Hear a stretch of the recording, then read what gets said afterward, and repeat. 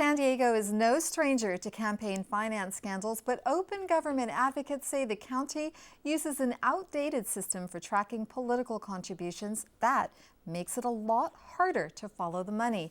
inewsource reporter Joe Yerardi and KPBS video journalist Katie Schoolov takes us to the Registrar's office to find out why. On a recent afternoon at the San Diego County Registrar of Voters, staff were hard at work processing the campaign finance reports submitted by candidates for county offices. The County of San Diego only accepts paper reports. The City of San Diego requires candidates who raise at least $10,000 to file their campaign finance reports electronically. On the city's website, you can get instant access to an entire year's worth of city politicians' campaign donations.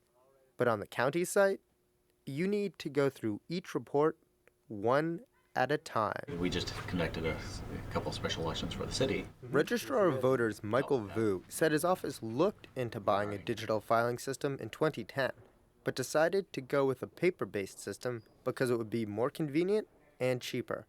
At the time, California law still required electronically filed reports to come with a paper copy. So they would have had to maintain two systems. They also would have had to retain copies of the reports longer. And then the third component is, of course, there's costs. What we were quoted back then was approximately $100,000. That's 9 times more than the $11,000 they pay yearly for the paper-based software. Ben Katz is political director of Open San Diego, a transparency advocacy group, and spent years building campaign management software. They got to use something like this. He says the county's system just doesn't cut it.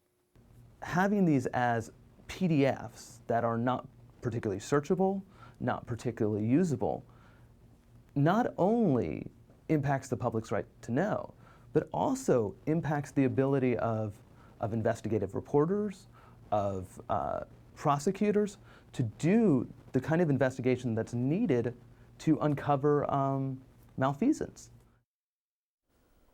And I'm joined now by inewsource reporter Joe Yerardi. Joe, can you explain a bit more why open government advocates are so concerned about the county system? Look, as you and I sit here, Amitha, we've got multiple local politicians under scrutiny for allegedly accepting illegal campaign contributions. We just got finished with a mayor's race that raised more than $11 million in just 6 months. Open government advocates say there's simply no way to keep track of all this money unless the records are available in a digital format. And is there any possibility that the county might upgrade to an electronic system sometime in the near future? Maybe. I spoke with one of the owners of the company that develops the software that the county uses. He says that they've been working on adding electronic filing capabilities to their software. It's currently being test-driven in a couple of jurisdictions, and he's hopeful that they might be ready to deploy it in the next 2 to 3 months. Now, ultimately, whose decision is it to upgrade the system? Well, ultimately, it's up to the San Diego County Board of Supervisors. They're the ones who'd have to approve any new contract.